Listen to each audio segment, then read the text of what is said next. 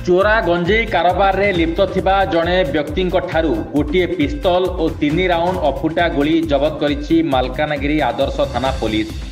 Malkangiri bus stand Sahir टुनु सगड़िया दीर्घ दिन धरी गंजेई चोरा चालान करुवा बेले पुलिस को चकमा दे बाहर राज्य रहउथिले।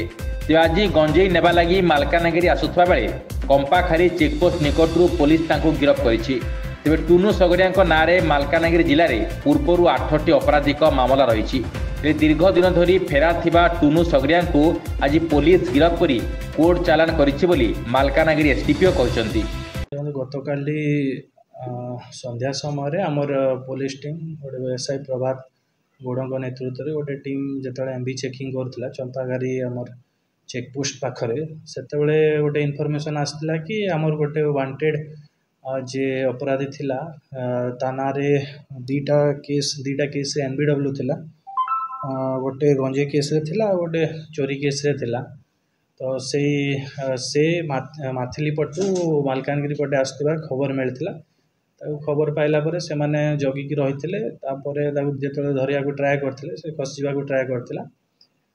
पुलिस को धक्का देकी खसीजा ट्राए करता। यही समय से धरिया सक्षम होते और पाखर गोटे 7.65 mm जो पिस्तल अच्छी से गोटे रिकवर होता। 3टा जे लाइव एमुनेशन थिला। या सांगरे तार जो गोटे स्कूटी आसला से स्कूटी गोटे मोबाइल फोन किसी पैसा ता पाखे थिला से सब सीज कराई। पाखापाखि या जो टुनु सगरिया जे एक्यूज धरा पड़ी ता ना आगु 8टा केस अच्छी मालकानगिरी थाना 8टा केस अच्छे। काली जो आम सहित धरा पड़ता से मालकानगिरी 530/2024 केस रेजिस्टर है। सेटा आम इन्वेस्टिगेशन करुचु बंदूक कौटी आसला किए सप्लाय करथिला सेटा भी जल्दी जहाँ पाखु आनी धरिया चेष्टा कर।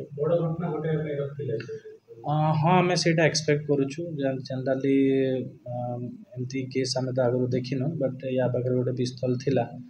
आम आशा करछु कि से किसी बड़ घटना घटे तार चेष्टा करते।